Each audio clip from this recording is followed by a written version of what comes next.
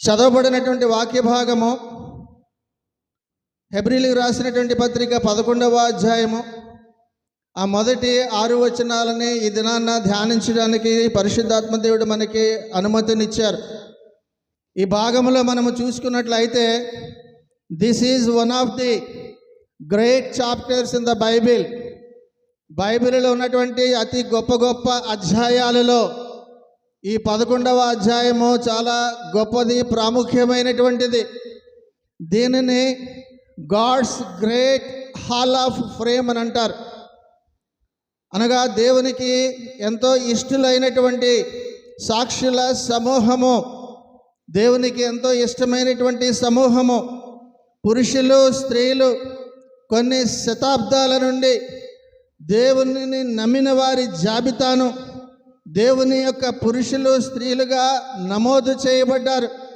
ఈ 11వ అధ్యాయంలో నీవు దేవునితో ఉండేటటువంటి ఆ యొక్క గొప్ప అవకాశాన్ని, సంతోషముగా ఉండడానికి దేవుని చేత పొందుకునేటటువంటి ఆధిక్యతను మనందరం కూడా ఈ దినాన్న కలిగి ఉన్నామనంటే, లేదా కలిగి ఉండాలనంటే కావలసినటువంటిది ఏమిటి అనంటే విశ్వాసము.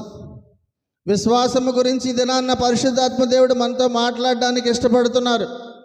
నీ విశ్వాసము నిన్ను దేవుని దృష్టిలో గొప్పవానిగా చేస్తుంది అనే విషయాన్ని జ్ఞాపకము చేసుకోవాలి. నీవు నిజముగా దేవునిని నమ్మినట్లయితే దేవుని దృష్టిలో నీవు గొప్పవాడిగా గొప్పదానిగా ఉంటావు. నీవు దేవుని దృష్టిలో గొప్పవానిగా ఉండాలనంటే విశ్వాసము వలన మాత్రమే జరుగుతుంది, కానీ అది ఏ క్రియల వలన కూడా జరగదు అని కూడా ఇది నాన్న పరిశుద్ధాత్మ దేవుడు మనకి జ్ఞాపకము చేస్తున్నారు. దేవుని కుమారుడైన ప్రభు అయినటువంటి యేసుక్రీస్తు పైనే నీవు విశ్వాసం ఉంచాలి. అప్పుడే నీవు దేవునికి ఇష్టడుగా ఇష్టరాలుగా ఎంచబడతావన్న విషయాన్ని దినాన్న మనకి మరీ జ్ఞాపకము చేస్తున్నారు. అసలు విశ్వాసము అనగా ఏమిటి? దేనిని విశ్వాసం అంటారు? విశ్వాసం అంటే మనకి ఎలాగ అర్థమవుతుంది అని బైబిల్ అంతటిలో ఎక్కువగా దీని గురించి ఆలోచించి వ్రాయబడినటువంటిది ఈ యొక్క అధ్యాయంలో మనము చూస్తాం. ఇక్కడే మనం ఎక్కువగా మనము చూస్తాము. బైబిల్లో ఇంకా ఏమి చెబుతుందనంటే, ఏ పురుషులు లేదా స్త్రీలు దేవుని యొక్క మాటను నమ్మలేదో వారికి నమ్మనందుకు ఏంటి వారి జీవితాలలో జరిగిందో అది కూడా సవివరంగా దేవుని యొక్క గ్రంథములో లిఖించబడింది. అయితే ఇక్కడ మాత్రము ఈ దినాన్న విశ్వాసము గురించి మాత్రమే మనము ఈ దినాన్న తెలియజేసుకుంటున్నాం. ఇది నాన్న మనము ధ్యానించబోతున్నటువంటిది ప్రాముఖ్యమైనటువంటి అంశము. మన జీవితాల అంతటికీ, ప్రతి క్రైస్తవ జీవితానికి ప్రాముఖ్యముగా అవసరమైనటువంటిది ఈ విశ్వాసము.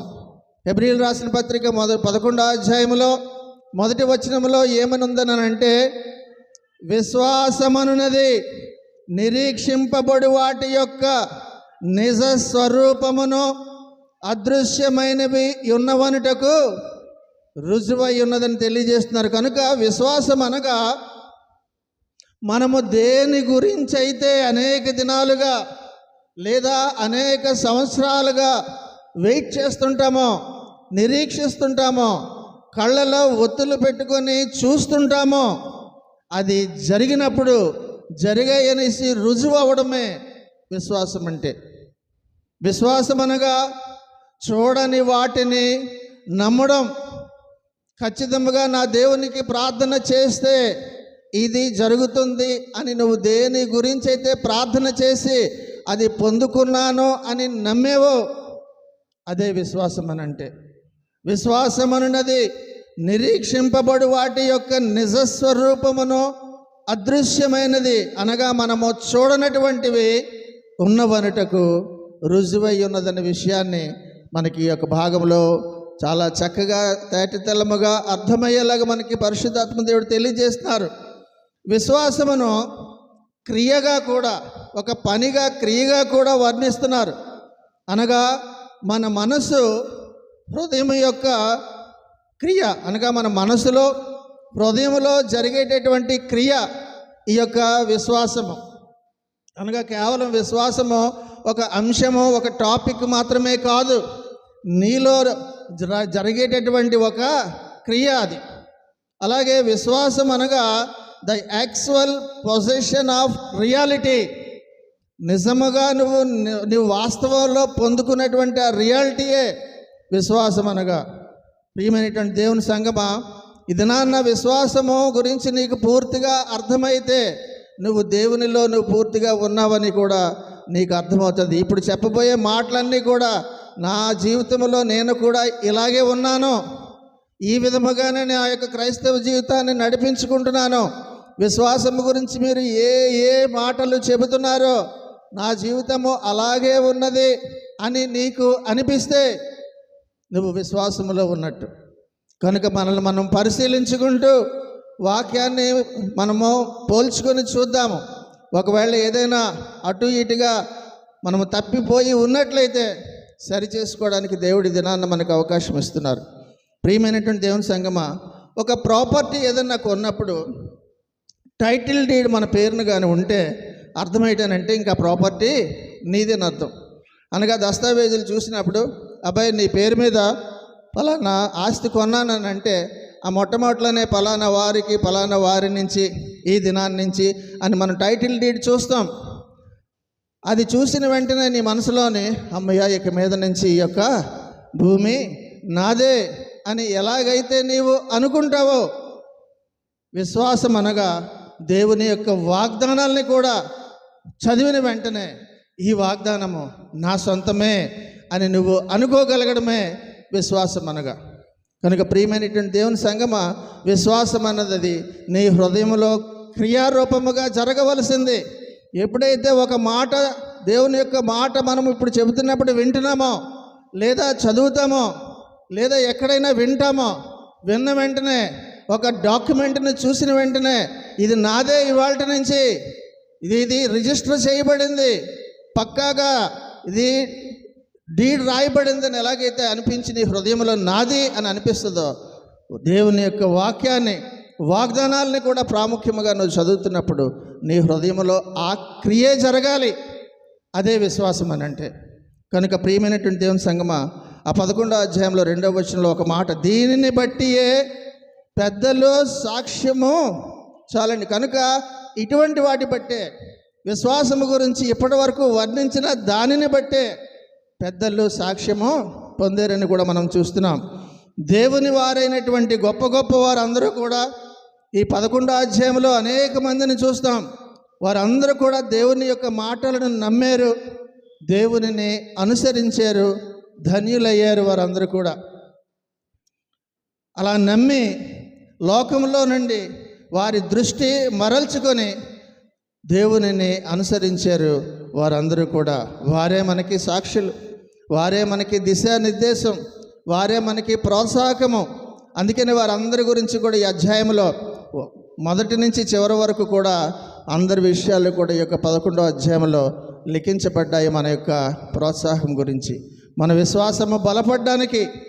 ప్రియమైనటువంటి దేవుని సంగమా, వారు దేవుని నమ్మారు, వారికి అనేకమైనటువంటివి దేవుడు ఇచ్చారు, ఇవ్వదలుచుకున్నారు. అనగా ఒక వ్యక్తి దేవుని నమ్మితే అడిగిన వాటి కంటే ఎక్కువగా, ఊహించిన వాటి కంటే ఎక్కువగా దేవుడు వారికి ఎప్పుడు ఇస్తారని అంటే దేవునిని నీవు నమ్మినప్పుడు.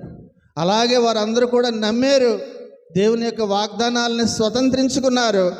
ఈనాటికి ఎప్పటికీ కూడా వారు జీవగ్రంథంలో శాశ్వతంగా నిలిచిపోయారు. ప్రియమైనటువంటి దేవుని సంగమం, అంతేకాకుండా వారికి ఇచ్చినటువంటి వాగ్దానమైనటువంటి నిజమైనటువంటి వాగ్దాన భూమిలోనికి, నిత్య జీవంలోనికి కూడా వారందరూ కూడా వెళ్ళారని కూడా ఇది నాన్న మనము జ్ఞాపకం చేసుకోవాలి. దేవునికి ఇష్టడుగా ఉంటే ఈ విధముగానే వారిలాగే మనము వాగ్దాన భూమిలోనికి నిత్య జీవం కూడా పొందుకుంటామని ఇది నాన్న పరిశుద్ధాత్మ దేవుడు మనకు జ్ఞాపకం చేస్తున్నారు. దేవుని యందు వారికి ఉన్నటువంటి విశ్వాసము దేవునిని ఎంతగానో ఇష్టమునకు వారిని గురి చేసింది. అనగా దేవుడు వారి యొక్క విశ్వాసం బట్టి వారిని ఇష్టపడ్డారు. అనగా నీ విశ్వాసాన్ని బట్టి నిన్ను ఇష్టపడతారు. నీ యొక్క విశ్వాసం యొక్క శాతం ఎంత ఉంటే అంత ఎక్కువగా దేవుడు నిన్ను ఇష్టపడతారు. అందరికంటే బాగా ఎక్కువగా మరి చాలామంది ఉన్నప్పటికీ కూడా దావీదే నా హృదయానుసారుడు అనిపించుకున్నాడు, కేవలము విశ్వాసాన్ని బట్టి. కాబట్టి ఇలాగ ఎంతోమంది మనకి చదువుతున్నప్పుడు ప్రతి ఒక్కరి గురించి కూడా మనము చదవలేము, కానీ ఆ 11వ అధ్యాయం అంతా మీరు చదవగలిగినప్పుడు విశ్వాసం గురించి మీలో కూడా చాలా బలముగా ఒక అవగాహన కూడా పూర్తిగా వస్తుందని ఈ సందర్భంగా మీ అందరికీ కూడా తెలియజేస్తున్నాను. ప్రియమైనటువంటి దేవుని సంగమా, నీలో ఉన్నటువంటి విశ్వాసాన్ని బట్టి నువ్వు దేవునికి ఇష్టడుగా ఇష్టురాలుగా అవుతావని కూడా గమనించాలి. ఒకసారి నువ్వు దేవునికి ఇష్టడుగా అయితే ఇక మనం చెప్పవసరం లేదు. ఇంక ఏమి అడగకపోయినా, మనం ఊహించకపోయినా తెల్లవారేసరికి తన ప్రియులు నిద్రించుచుండగా వారికి ఇచ్చునన్న మాటల ప్రకారంగా నువ్వు పడుకొని లేచినంత మాత్రానే నువ్వు ఊహించకుండానే అనుకోకుండా నీలో, నీ జీవితంలో, నీ గృహంలో, నీ యొక్క కుటుంబంలో ఆశ్చర్య అద్భుత కార్యము జరగడానికి గల కారణం ఏంటంటే ఎవరో ఒకరి పక్షంగా దేవుడు ఉండడం కాదు, విశ్వాసాన్ని బట్టి. కాబట్టి నువ్వు విశ్వాసాన్ని బట్టి దేవునికి ఇష్టడుగా ఇష్టరాలుగా అవ్వడం బట్టి నీ కుటుంబం ఎంతగా ఆశీర్వదించబడుతుందో దీన్ని బట్టి కూడా ఒకసారి జ్ఞాపకం చేసుకుంటే మనకే మంచిదని కూడా దేవుడు తెలియజేస్తున్నారు. కనుక విశ్వాసం వలన వచ్చేటువంటి బహుమానం ఏమిటనంటే ఆయన నీ గురించి ఎక్కువగా పట్టించుకుంటారు, నీ అవసరతలన్నింటినీ కూడా తీరుస్తారు, నీ ప్రతి విజ్ఞాపనను కూడా ఆయన వెంటనే వింటారు. ప్రియమైన ప్రార్థన చేయడం ప్రారంభించగానే అమ్మో నా మీద ఎంతో విశ్వాసం పెట్టుకున్నటువంటి నా దాసుడు దాసురాలు ప్రార్థన చేస్తున్నాడు, ఏంటి అవసరమో అని ఆయన తెలిసినప్పటికీ కూడా నీ నోటి ద్వారా వినాలని ఎంతో ఆసక్తితో ఆయన విని వెంటనే నిన్ను అనుగ్రహించేటటువంటి దేవుడు. కారణం ఏంటంటే విశ్వాసం. కాబట్టి నీ విశ్వాసము దేవునికి ఇష్టడుగా ఇష్టరాలుగా చేస్తుందని అన్న మాటను బట్టి నీలో విశ్వాసం పెరుగుట మంచిది అని, విశ్వాసాన్ని నీలో పెరగాలని కూడా ఇది నాన్న పరిశుద్ధాత్మ దేవుడు తెలియజేస్తున్నారు. ఈ లోకంలో ఉండేటటువంటి నీ శత్రువులపై, నిన్ను ఏ శత్రువు అయితే నిన్ను వెంటాడి అణగదొక్కాలనో పక్కకు పడేయాలనో ఏమైతే నీకు అడ్డంకులు సృష్టిస్తున్నాడో ఆ శత్రువు మీద కూడా నీకు విజయం తీసుకొచ్చేది ప్రభు అయినటువంటి యేసుక్రీస్తు మీద నువ్వు ఉంచిన విశ్వాసమే. అందుకనే నీ విశ్వాసాన్నిపై దేవుడి మీద ఉంచితే తన యొక్క నువ్వు ఏ వాగ్దానాలు అయితే చదువుతుంటారో దాని అన్నిటికీ ఆమోదముద్ర వేస్తుంటారని వెంటనే నీ పక్షాన అమలు చేస్తుంటారు. కనుక మనము మరొక మాట యోహాను సువార్త 3వ అధ్యాయంలో 16వ వచనంలో ఒక మాట చూద్దామా? 3:16లో దేవుడు లోకమును ఎంతో ప్రేమించెను, కాగా ఆయన తన అద్వితీయ కుమారునిగా పుట్టిన వాని యందు విశ్వాసముంచి ప్రతివాడును నశింపగా నిత్య జీవము పొందినట్లు ఆయనను అనుగ్రహించిన మాట చూస్తున్నాం. అలాగే యోహాను సువార్త 5వ అధ్యాయం 24లో మరొక మాట చూస్తాము. జాగ్రత్తగా వినండి. నా మాట విని నన్ను పంపిన వాని యందు విశ్వాసముంచువాడు నిత్య జీవము కలవాడు, వాడు తీర్పులోనికి రాక మరణములో నుండి జీవములోనికి దాటి ఉన్నాడని మీతో నిశ్చయముగా చెప్పుచున్నాను. కనుక విశ్వాసము గురించి మనకి ప్రాథమికముగా చెబుతున్నటువంటి విషయం ఏమిటి అని అంటే, ప్రధానముగా మనకి అర్థం అవ్వాలనంటే ఈ మాట వింటే అర్థమవుతుంది. ఏమిటనంటే ఈ లోకాన్ని అంతటినీ కూడా ప్రభు అయినటువంటి యేసుక్రీస్తే ఆయన యొక్క నోటి మాట చేత సృష్టించారన్న మాట మొట్టమొదట నువ్వు నమ్మాలి. నీ విశ్వాసానికి మొదటి మెట్టు. కొందరు అనుకుంటారు దేవుడి లోకాన్ని సృష్టించిందంతా కూడా ఓన్లీ అజంప్షన్, ఒక ఊహ మాత్రమే అనుకుంటారు. కానీ నీ విశ్వాసము అలా అనుకున్న వారికి తేడా కనిపించడమే నిజమైనటువంటి విశ్వాసంలో ఉన్నావా లేదా వాళ్ళలాగా ఊహల్లో ఉన్నావా, అజంప్షన్లో ఉన్నావా అన్నది తెలుస్తుంది. కనుక ప్రియమైనటువంటి దేవుని సంగమా, ఈ యొక్క తల మనం పైకి ఎత్తి ఒకసారి లోకమంతా కూడా చూస్తే దేవుని యొక్క సృష్టిపై, ఆయన యొక్క మాటపై, ఆయన గొప్పతనాన్ని మీద నీకు విశ్వాసము వెంటనే మొదలవుతుంది, బలపడుతుందని కూడా దేవుడు మనకు తెలియజేస్తున్నారు. కనుక అసలు ఈ జీవగ్రంథము బైబిల్లో దేవునిని బయలుపరుస్తుంది. దేవుని యొక్క గొప్పతనము కానీ సమస్తాన్ని ఈ యొక్క బైబిల్లో అన్ని విషయాలు కూడా పొందుపరచబడ్డాయి. నీలో ఉన్నటువంటి పరిశుద్ధాత్ముడే నీలో విశ్వాసాన్ని బలపరిచేది. ఇది ఒక ప్రాముఖ్యమైనటువంటి విషయం మనం గమనించాలి. ఇది ఒక అభ్యాసం వలన నీకు వచ్చేటటువంటిది విశ్వాసము కాదు. నీలో విశ్వాసం బలపడడానికి మరొక ముఖ్యమైనటువంటి కారణం నీకు ఈ దినాన్ని తెలియజేస్తుంది. ఏమిటనంటే నీలో ఉన్నటువంటి పరిశుద్ధాత్ముడు.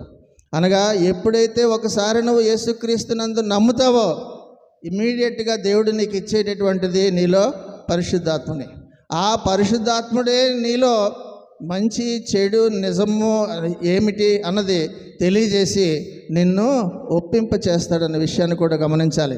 ఎప్పుడైతే ఒక వ్యక్తి యేసుక్రీస్తుని ముందు విశ్వాసం ఉంచుతాడో వారి హృదయంలో వారి జీవితంలో దేవుడు తన ఆత్మను ఉంచి ప్రతీది కూడా నీకు అర్థమయ్యేలాగా విశ్వాసం గురించి నీలో ముద్రిస్తారన్న విషయాన్ని కూడా మనము గమనించాలి. ప్రియమైన దేవుని సంగమా, నీలో ఉన్నటువంటి పరిశుద్ధాత్ముడు ఆయన నిన్ను సీల్ చేస్తారు, ముద్రించబడుతుంది.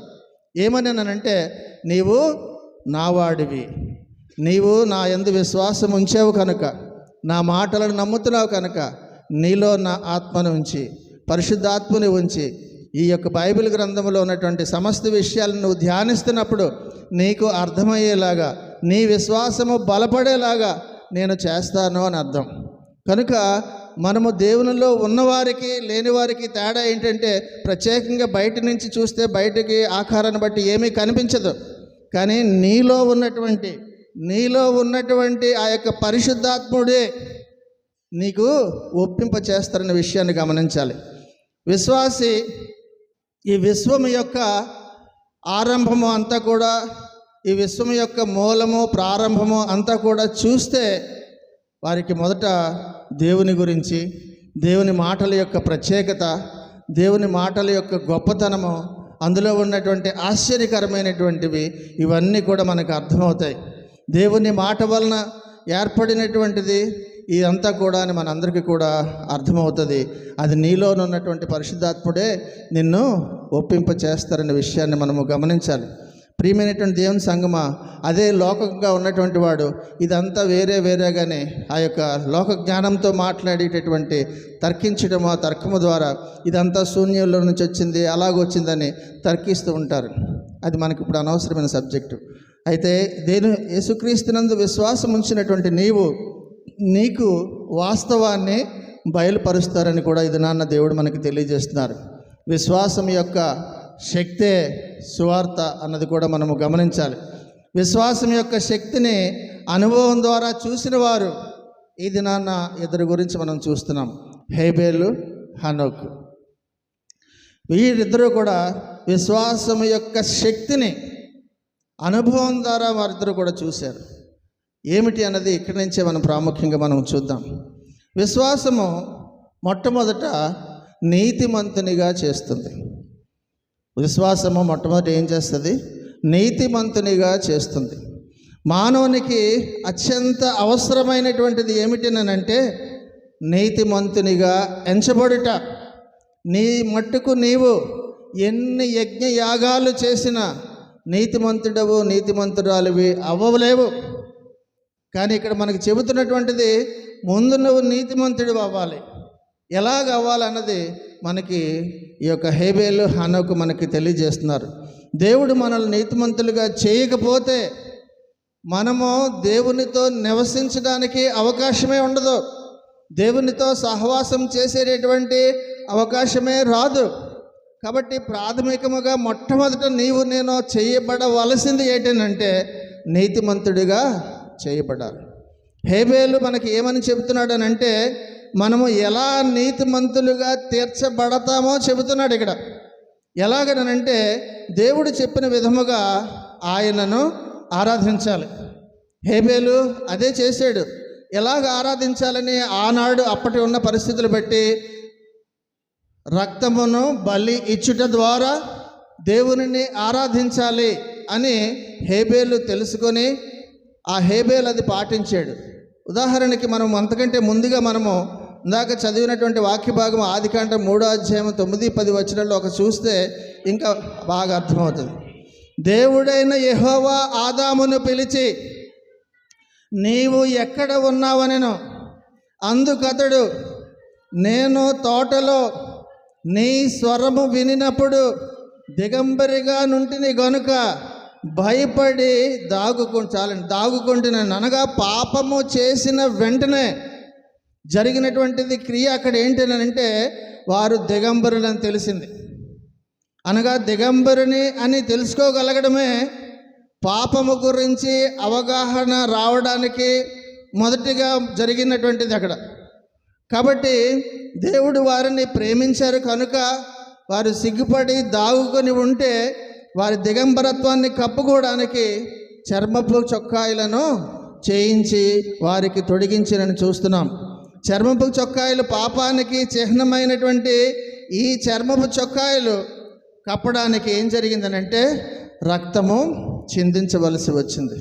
ఒక చర్మము రావాలని అంటే దాన్ని బలిచ్చి లేదా దాన్ని చంపి ఆ రక్తాన్ని అక్కడ చిందించవలసి వచ్చింది వీరు చేసినటువంటి పాపానికి. అనగా ఈ దినాన్న మనము కూడా గమనించాలి, చాలా ఫంక్షన్స్లో బ్యాడ్జెస్ పెట్టుకుంటారు. ఆ బ్యాడ్జ్ని చూస్తారు, పలానా ఫంక్షను కాబట్టి ఫంక్షన్లో ఇతను వాలంటీర్ అనమాట, ఇంకొక రంగు బ్యాడ్జ్ ఉంటే చైర్మన్, ఇలాగ రకరకాలుగా చూస్తాం. అనగా బ్యాడ్జ్ని చూసిన వెంటనే he belongs to that function అని తెలుస్తుంది. అలాగే పాపము చేసినటువంటి ఆదాము దగ్గర నుంచి ఆనాడు చర్మపు చొక్కాయల నుంచి ఈనాడు బట్టలు వేసుకునే స్థితికి కూడా వచ్చామనంటే ఈ బట్టలు దేనికి చిహ్నం అంటే పాపానికి చిహ్నం. చాలా కాస్ట్లీ బట్టలు వేస్తాము, కానీ ఎంత కాస్ట్లీది నువ్వు వేసినా అది దేనికి గుర్తు? బ్యాడ్జ్. అది సిన్ ఆఫ్ బ్యాడ్జ్. ఆ యొక్క వస్త్రం మనకు తెలియజేస్తుంది పాపము, నువ్వు పాపి అని వస్త్రాలను బట్టి తెలియబడుతుంది. అనగా ఆనాడు కూడా వారికి చర్మపు చొక్కాయలు చేయించడానికి రక్తము చిందించవలసి వచ్చింది.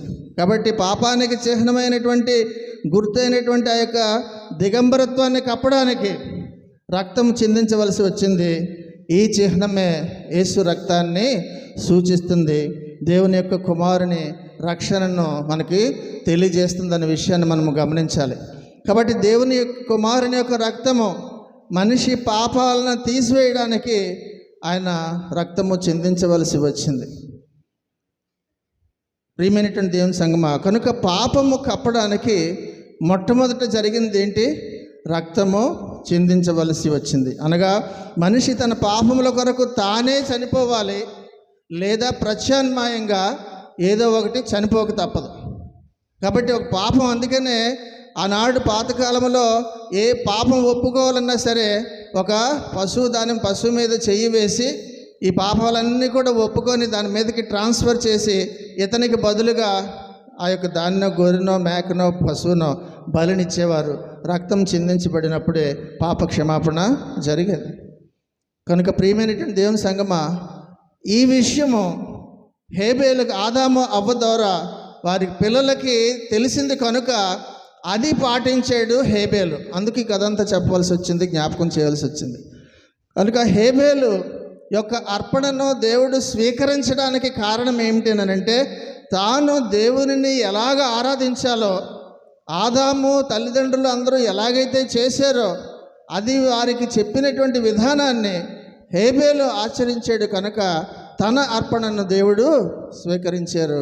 అందుకనే తన అర్పణ సరైనదని మనందరం కూడా ధ్యానిస్తూ ఉంటాము. అదే మనం చూస్తాము. ఒకసారి చూడండి, 4వ అధ్యాయం 4-5లో హేబేలు తన మందలో తొలుచూలున పుట్టిన వాటిలో క్రొవ్విన వాటిని కొన్ని తెచ్చాను. యెహోవా హేబేలును అతని అర్పణను లక్ష్య పెట్టెను, కయీనును అతని అర్పణను లక్ష్య పెట్టలేదు అన్న విషయం చూస్తున్నాం. ఈ విషయాన్ని హెబ్రీయులకు రాసిన పత్రిక 11:4లో ఏమనుందో మనం చూస్తాం. విశ్వాసమును బట్టి హేబేలు కయీను కంటే శ్రేష్టమైన బలి దేవునికి అర్పించెను. దేవుడు అతని అర్పణలను గూర్చి సాక్ష్యం ఇచ్చినప్పుడు అతడు ఆ విశ్వాసమును బట్టి నీతిమంతుడని సాక్ష్యము పొందెను. అతడు మృతి నందియు ఆ విశ్వాసము ద్వారా మాట్లాడుచున్నారు. అసలైన పాయింట్కి ఇక్కడికి వచ్చాం. ఇప్పుడు నీతిమంతుడిగా తీర్చబడడం గురించి మనం చెబుతున్నాం. దానికి ఆదాము నుంచి మనం తెలుసుకొని రావాల్సి వచ్చింది. అనగా దేవునిని క్రమమైనటువంటి పద్ధతిలో హేబేలు ఆరాధించడమును బట్టి అతడు అక్కడ ఏమన్నాడండి, విశ్వాసమును బట్టి నీతిమంతుడని సాక్ష్యము పొందాడు. కనుక నీ విశ్వాసాన్ని బట్టి నీతిమంతుడుగా నీవు సాక్ష్యం పొందాలి. అప్పుడే నువ్వు దేవునితో సహవాసం చేయడానికి ఎలిజిబిలిటీ వస్తుంది నీకు. కాబట్టి దేవునితోటి నేను మాట్లాడేస్తాను, నేను ప్రార్థన చేసేస్తానంటే ముందు నువ్వు మొదట నీతిమంతుడిగా నీతిమంతురాలుగా తీర్చబడాలి. అంటే నువ్వు దేవుని సరిగ్గా ఆరాధించాలి.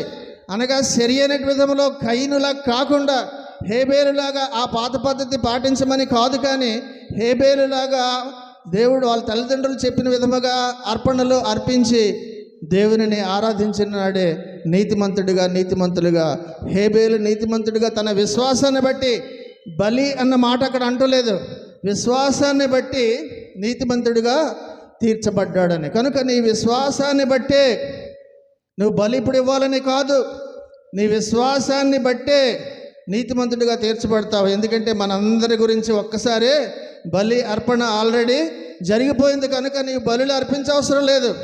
కానీ నీవు చూపించవలసింది విశ్వాసం. బలి అయిపోయింది కనుక నీవు నీతిమంతుడిగా ముందు తీర్చబడాలని అంటే విశ్వాసము కనపరచాలి. అందుకని హేబేలు విశ్వాసమును బట్టి నీతిమంతునిగా సాక్ష్యము పొందెను, అతడు మృతి నొందియు. ఆ విశ్వాసము ద్వారా ఇప్పుడు మాట్లాడుతున్నాడు కదా హేబేలు విశ్వాసం గురించి మనతో మాట్లాడుతున్నాడు కదా. కనుక ఆ విశ్వాసాన్ని బట్టే మాట్లాడుతున్నాడని నన్ను పరిశుద్ధాత్మ దేవుడు తెలియజేస్తున్నారు. కాబట్టి వీరి ఇరువురి యొక్క అర్పణలలో మధ్యన ఉన్నటువంటి తేడా ఏమిటినంటే, హేబేలు దేవుని నమ్మాడు, మరియు దేవునిని ఏ విధముగా ఆరాధించాలో అలాగే దేవుని దగ్గరికి వచ్చి ఆరాధించాడు. అనగా ఇంకొక పశువుని లేదా బలిని అర్పించాడు.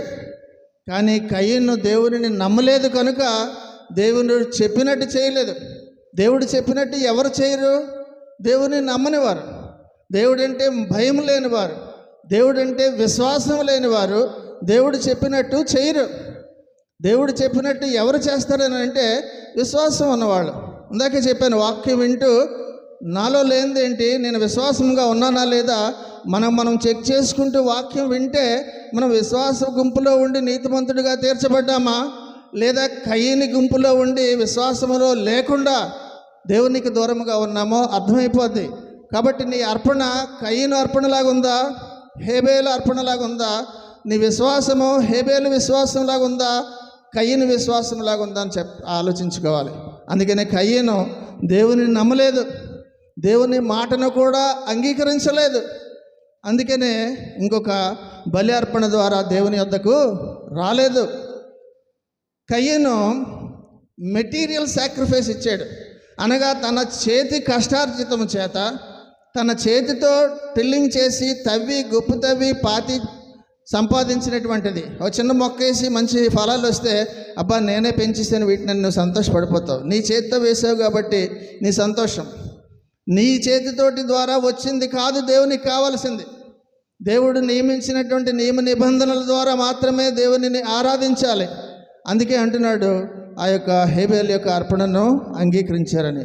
కనుక ప్రియమైనటువంటి దేవుని సంగమా, కయీను ఫలముల ద్వారా వాటి ద్వారా దేవుని దగ్గరికి రావడానికి చూశాడు, చేశాడు, దేవునికి అయిష్టుడిగా శాశ్వతంగా మిగిలిపోయాడు. హేబేలు ఏమని నమ్మాడనంటే, దేవుడు తనని ఎప్పుడు నీతిమంతునిగా ఎంచుతాడంటే ఇంకొకరు తన పాపములను భరించేలా చేసి ఆ బలి అర్పణపైనే తాను నీతిమంతుడిగా ఎంచబడుతున్నాడు అని తెలుసుకున్నాడు. నీతిమంతుడిగా ఆ విధంగానే హేబేలు ఎంచబడ్డాడు. మరొక మాట పేతురు రాసిన మొదటి పత్రిక 2వ అధ్యాయం 24లో ఒక మాట ఉంటుంది. 2:24 చూద్దామా? మనము పాపముల విషయమై చనిపోయి నీతి విషయమై జీవించున్నట్లు ఆయన తానే తన శరీరమందు మన పాపములను మ్రాను మీద మోసుకొనెను. ఆయన పొందిన గాయముల చేత మీరు చాలండి స్వస్థత నొందితిరి అన్నమాట. ఆయన పొందిన గాయముల చేత మీరు స్వస్థత నొందితారంటే అది అర్థము. ప్రియమైనటువంటి దేవుని సంగమా, విశ్వాసము యొక్క పవర్, విశ్వాసం యొక్క శక్తి ఏమిటనంటే విశ్వాసం మనల్ని నీతిమంతులుగా చేస్తుందని. మొదటి నుంచి కూడా ఇదే మాట చెబుతున్నాను. నీతిమంతులుగా నీవుగా కానీ నిన్ను ఎవరు కూడా చేయలేరు. కేవలము పరిశుద్ధాత్మ దేవుడి ద్వారా నీవు చెప్తున్నటువంటి ఈ విధి విధానాలన్నింటినీ కూడా అనుసరించి విశ్వాసము ప్రదర్శిస్తేనే నువ్వు నీతిమంతుడిగా తీర్చబడతావు. కాబట్టి విశ్వాసముకు ఉన్నటువంటి పవర్ అటువంటిది. నీవు నీతిమంతులుగా తీర్చబడతావని. ఆదికాండం 15:6 ఏముంది మనకు తెలుసు. 15:6 అతడు యెహోవాను నమ్మెను, ఆయన అది అతనికి నీతిమంతుడైపోయాడు. కేవలం దేనికి? నమ్మాడు అన్నది నేను నమ్ముతున్నానండి, పైకి అనడం కాదు. ఇందాక చెప్పాను, హృదయంలో ఆ క్రియ జరగాలి, యాక్టివ్గా జరగాలి, నిరంతరము కూడా అది జరుగుతూ ఉండాలి. కనుక అతడు యెహోవాను నమ్మెను, ఆయన అది అతనికి నీతిగా ఎంచెను అన్న మాట చూస్తున్నాం. కాబట్టి విశ్వాసానికి ఉన్నటువంటి శక్తి ఏమిటనంటే, మనకి ఎలాంటి శక్తిని విశ్వాసం ఇస్తుందనంటే, దినము వెంబడి దినము ప్రతిరోజు కూడా మనము దేవునితో నడిచేలాగా, దేవునితో సహవాసము చేసేలాగా చేస్తుంది ఈ విశ్వాసం అనున్నది. కనుక దినదినము దేవునితో నడిస్తే మరణం నుంచి కూడా విడుదల పొందుకుంటాము. అందుకు ఉదాహరణ హనోకు. అనగా ఈ లోకంలో మరణం నుంచి హనోకులాగా అయిపోతామని నేను అంటలేదు, కానీ మరణం నుంచి తర్వాత దేవుని దగ్గరికి వెళ్తాము. కానీ మరణంతోటి మన లైఫ్ ఎండ్ అయిపోతుందని కాదని మనం గమనించాలి. కాబట్టి విశ్వాసము ద్వారా దేవునితో దినదినము కూడా నువ్వు నడుస్తూ ప్రయాణము చేస్తే నీవు దేవుని సన్నిధిలో నువ్వు నిత్య జీవం పొందుకొని నిత్యము కూడా దేవునితో ఉంటావు. అయితే హనోకు దేవునితో నడిచిన తర్వాత అతనికి మరణమే లేకుండా ఆదికాండం 5:24 చూస్తాము. హనోకు దేవునితో నడిచిన తరువాత దేవుడు అతన్ని తీసుకొని పోయెను గనుక అతడు లేకపోయిన. అదే అతని గురించి హెబ్రీ 11:5 ఏం తెలియజేస్తాడు? విశ్వాసమును బట్టి హనోకు మరణమును చూడకుండానట్లు కొనిపోబడెను. అతడు కొనిపోబడక మునుపు దేవునికి ఇష్టుడై ఉండెనని సాక్ష్యము పొందెను. కనుక కాగా దేవుడు అతన్ని కొనిపోయాను గనుక అతడు కనబడలేదు. కాబట్టి విశ్వాసాన్ని బట్టి ఏం చెప్తున్నాడు ఇక్కడ? విశ్వాసాన్ని బట్టి హనోకు మరణమును చూడకుండానట్లను చూస్తున్నాము. కనుక హనోకు దేవునిని నమ్మాడు, దేవునితో ప్రతిరోజు కూడా నడిచాడు, దేవునితో సహవాసం చేశాడు, దేవునితో మాట్లాడుతున్నాడు. కనుక హనోకు గురించి ప్రతి విషయంలో కూడా దేవుడే జాగ్రత్తలు తీసుకున్నారు. అలాగే హనోకు నడుస్తున్నప్పుడు ప్రతి విషయంలో కూడా తనకి ప్రతి అవసరాన్ని కూడా దేవుడే తీర్చారు. దీన్ని బట్టి ఇంక నేను రెండోది చెప్పవలసిన అవసరం ఇంకోటి లేదు. నీవు కూడా దేవునితో నడిస్తే నీ అవసరాలన్నీ కూడా నీ యొక్క ప్రతి విషయంలో కూడా నీ గురించి దేవుడే యేసుక్రీస్తే జాగ్రత్తలు తీసుకుంటారనే దినాన్న దేవుడు మనకు తెలియజేస్తున్నారు. కనుక హెబ్రీ 11:6 మరొక శ్రేష్టమైన మాట చూస్తాం. చాలా ప్రాముఖ్యమైనటువంటిది, మన జీవితానికి అవసరమైనది. జాగ్రత్తగా ఈ యొక్క వచనం చూద్దాం.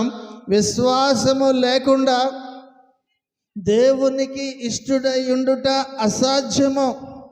దేవుని యొద్దకు వచ్చేవాడు ఆయన ఉన్నాడనియు తన్ను వెదకు వారికి ఫలము దయచేడు వాడనియు నమ్మవలెను కదా అన్నది. కనుక లేఖనాల్లో అత్యంత గొప్ప వచనాల్లో ఇదొకటి.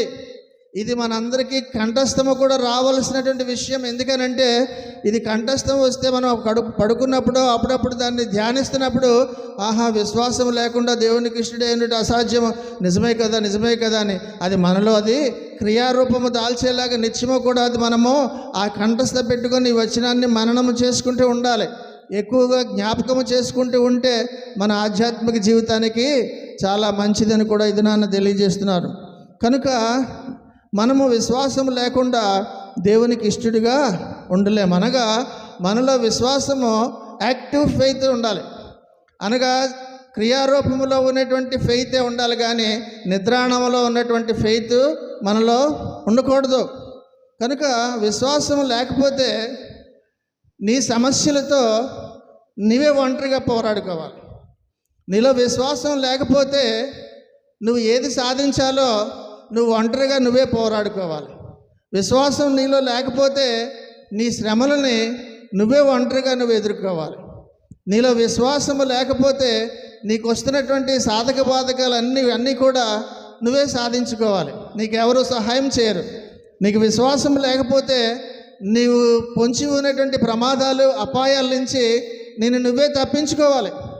విశ్వాసము లేకపోతే ఆఖరికి నీ రోగాలు కూడా నువ్వే తగ్గించుకోవాలి. విశ్వాసం లేకపోతే ఆఖరికి నువ్వు మరణం నుంచి కూడా నువ్వేమీ కూడా నిన్ను తప్పించుకోలేవు. అనగా మరణం తర్వాత నిత్య జీవాన్ని కోల్పోతావని అర్థం. అనగా నువ్వు విశ్వాసం కలిగి ఉంటే ఇప్పుడు చెప్పిన లిస్ట్ అన్నిటిలో కూడా నీతో ఎవరుంటారు? దేవుడు నీకు తోడుంటారు. హానోకుతో తోడున్నట్టుగా, హేబేలుతో తోడున్నట్టుగా. కనుక ప్రియమైనటువంటి దేవుని సంగమా, ఇదేనా దేవుడు చెప్తున్న మాట, నువ్వు విశ్వాసము కలిగి ఉండడం వలన నువ్వు నడుచుకొని అర్ధరాత్రి వెళ్తున్నా నువ్వు ఒక్కడివే వెళ్ళటం లేదని గమనించాలి. నీకు పొంచి ఉన్న ప్రమాదాన్ని ఆయన వెంటనే తప్పిస్తున్నారని కూడా నువ్వు గమనించాలి. కనుక ప్రియమైనటువంటి దేవుని సంగమా, ఇది నాన్న దేవుడు తెలియజేస్తున్న మాట, విశ్వాసముతో నువ్వు ఉన్నట్లయితే నీ ప్రతి అవసరతలు, నీ కుటుంబంలో కానీ వ్యక్తిగత జీవితంలో కానీ ఏ దేనికైతే నువ్వు పోరాడుతున్నావో నీతో పాటు దేవుడు కూడా సహాయంతో ఉన్నారని నువ్వు ఈ దినాన్న రూఢిగా నీ హృదయంలో ముద్రించుకుంటే నీ సమస్యలను నువ్వు సంతోషముగా పోరాడుతావు. విజయం నాదే అనే సంతోషముతోటి, ధీమాతోటి నువ్వు పోరాడుతావు. కనుక ఏ పరిస్థితి అయినా నీ జీవితంలో, ఎటువంటి విషమ పరిస్థితి అయినా, ఇక ఇది జరగదు అనేటువంటిది ఏదైనా సరే, విశ్వాసాన్ని కానీ దానికి నువ్వు జోడించి నువ్వు కానీ పోరాడితే నీ పక్షాన్నే విజయము కలుగుతుంది. దేవునికి మహిమ కలుగునుగాక. కనుక ప్రియమైనటువంటి దేవుని సంగమా, విశ్వాసము లేకుండా అంటే అర్థం ఏంటంటే దేవుడు లేకుండా. విశ్వాసము లేకుండా నువ్వు ప్రయాణం చేస్తున్నావు అంటే దేవుడు లేకుండా ప్రయాణం చేస్తున్నావు. విశ్వాసం లేకుండా నువ్వు ఎగ్జామ్ రాస్తున్నావు అని అంటే దేవుడు తోడు లేకుండా రాస్తున్నావు అని అర్థం. కనుక విశ్వాసం లేకపోతే జయము నీకు లేదు, ఉండదు. ప్రియమైనటువంటి దేవుని సంగమా, దేవుని దగ్గరికి వచ్చేవారు రెండు విషయాల్ని మనందరం కూడా నమ్మాలి. దేవుని దగ్గరికి వచ్చేవారు దేవుడు ఉన్నాడని నమ్మాలి. దేవుడు ఖచ్చితంగా నాకు సహాయం చేస్తారు అని నమ్మి నువ్వు దేవుని దగ్గరికి రావాలి. కనుక ప్రియమైనటువంటి దేవుని సంగమా, నీ అవసరమైనటువంటివన్నీ కూడా దేవుడు ఇస్తారని నమ్మాలి. అలాగే మన చుట్టూ ఉన్నటువంటి ఇందాక చెప్పాను మొదట, ఈ ప్రపంచములు అన్నీ కూడా, అనగా భూలోకము కానీ ఆకాశములు కానీ అన్నీ కూడా దేవుని యొక్క సృష్టి అని నువ్వు విశ్వాసముతో దేవుని యొక్క మాట వలన రూపించబడ్డాయని ఎప్పుడైతే నమ్ముతావో ఆయన యొక్క శక్తి పట్ల నీకు విశ్వాసం ఇంకా ఎక్కువగా బలపడుతుంది. అలాగే దేవుని యొక్క జీవగ్రంథం నువ్వు చదువుతూ ఉండాలి. ఎప్పుడైతే ఈ యొక్క జీవగ్రంథం చదువుతుంటావో అప్పుడు నీకు అందులో ఉన్నటువంటి ప్రతి ఆసక్తికరమైన, శక్తి కలిగినటువంటి మాటలు, నీ యొక్క విశ్వాసాన్ని పురిగొల్పేటటువంటి మాటలన్నీ కూడా చదువుతున్నప్పుడు నీలో ఉన్నటువంటి విశ్వాసము బలపడుతుందని కూడా గమనించాలి. కాబట్టి ఇంకొకటి ఏమిటి నమ్మాలంటే, ఎవరైతే ఎర్నెస్ట్గా దేవునిని వెతుకుతారో, దేవునిని వెతుకుట, ఎవరైతే చాలా ఆశతో డీప్గా దేవునిని వెతుకుతారో వారికి దేవుడు బహుమానం ఇస్తారని కూడా నమ్మాలి. ఖచ్చితంగా దేవుడిని ఎవరైతే సంపూర్ణ విశ్వాసంతో ఎర్నెస్ట్గా వెతుకుతారో వారికి దేవుడు బహుమానం కూడా ఇస్తారు. నిద్రపోతులకు దేవుడు బహుమానం ఇవ్వరు. హాఫ్ హార్టెడ్గా సగం సగం నమ్మినటువంటి వారికి దేవుడు బహుమానము ఇవ్వరు. లోకానుసారంగా ఉండేటటువంటి వారి వైపు కనీసం దేవుడు చూడనే చూడరు. నీ ఏడుపు నువ్వు ఏడని వదిలేస్తారు. అన్నీ తెలిసి కూడా లోకం వైపే ఉన్నోడి గురించి ఎవరు పట్టించుకోవాల్సినటువంటి అవసరం లేదు. ప్రియమైనటువంటి దేవుని సంగమా, ఎప్పుడు నీకు ఆనందం వస్తుంది అంటే నువ్వు దేవుని వైపు నువ్వు చూసినప్పుడు మాత్రమే. కనుక దేవుని యందు విశ్వాసం ఉంచినప్పుడు దేవుడు నీకు బహుమానాన్ని ఇస్తారని కూడా ఇది నాన్న దేవుడు మనకు తెలియజేస్తున్నారు. కాబట్టి దేవునిని ఎలా వెతకాలి? శ్రద్ధగా వెతకాలి. దేవునిని ఎర్నెస్ట్గా, శ్రద్ధగా, ఇష్టపూర్వకముగా దేవునిని వెతకాలి. అలా వెతికిన వారికి దేవుడు బహుమానం ఇస్తానంటున్నారు. అంతము వరకు శ్రద్ధగా దేవునిని వెతకాలి. హేబేలుకు హనోకు దేవుడు బహుమానం ఇచ్చారు. ఏంటి ఆ బహుమానం అంటే నీతిని ఇచ్చారు. వారిద్దరికీ కూడా నీతిని బహుమానంగా ఇచ్చారు. అంతేకాకుండా వారి జీవితముగా వారి గురించి జాగ్రత్త తీసుకొని చివరి వరకు వారికి తోడు ఉండి వారిని నడిపించారు. అన్నిటికంటే ప్రాముఖ్యమైనది మరణం నుంచి వారికి విడుదలను ఇచ్చి నిత్య జీవాన్ని అనుగ్రహించారు. చివరిగా ఈ యొక్క మాటను చదువుకొని ముగించుకుందాం. లూకాసు వార్త 11వ అధ్యాయము 9-10 వచనాలు చూస్తే అటువలే ఉంటుంది, అనగా వారి వలె, హానోకు హేబేలు వలె, అటువలే మీరును అడుగుడి మీకు ఇయ్యబడును, వెదకుడి మీకు దొరుకును, తట్టుడి మీకు తీయబడును. అడుగు ప్రతివానికి ఇయ్యబడును, వెదకువానికి దొరుకును, తట్టివానికి తీయబడునని మీతో చెప్పుచున్నాను. కనుక ప్రియమైనటువంటి దేవుని సంగమా, అడిగినటువంటి ప్రతి వారికి కూడా హేబేలు హానోకు ఏ విధముగా అయితే దేవుని యొక్క మాటలు విని ఆయన్ని చెప్పినట్టుగా పితరులు చెప్పినట్టుగా ఆరాధించి నీతిమంతులుగా తీర్చబడ్డారో, ఏ విధముగా దేవునితోటే నడుచుకొని చివరి వరకు నమ్మకముగా నీతిమంతులుగా ఉండి దేవుని యొక్క జాగ్రత్తలలోనే ఆయన కనుసన్నలలోనే వారిద్దరి జీవితాలని కూడా గడిపి మరణాన్ని సైతము గెలుచుకొని నీతిమంతులుగా వారు తీర్చబడి ఈనాటికి కూడా వారు మాట్లాడుతున్నారని లేఖనాల్లో చూస్తున్నాం. ఈనాటికి కూడా దేవుడు వారిద్దరి ద్వారా ఇంకా అనేక మంది రాబోయే దినాల్లో దేవుని చిత్తమైతే ఇందులో ఉన్నటువంటి మిగిలిన వారి గురించి ధ్యానిస్తాం. వారి ద్వారా మాట్లాడుతూనే ఉన్నారు విశ్వాసము గురించి. కనుక ప్రియమైనటువంటి దేవుని సంగమా, విశ్వాసము గురించి వర్ణించడము సాధారణమైనటువంటి విషయం కాదు. అది కేవలం నీలో జరగవలసినటువంటి క్రియే తప్ప చెప్పి బోధించవలసినటువంటిది కాదు.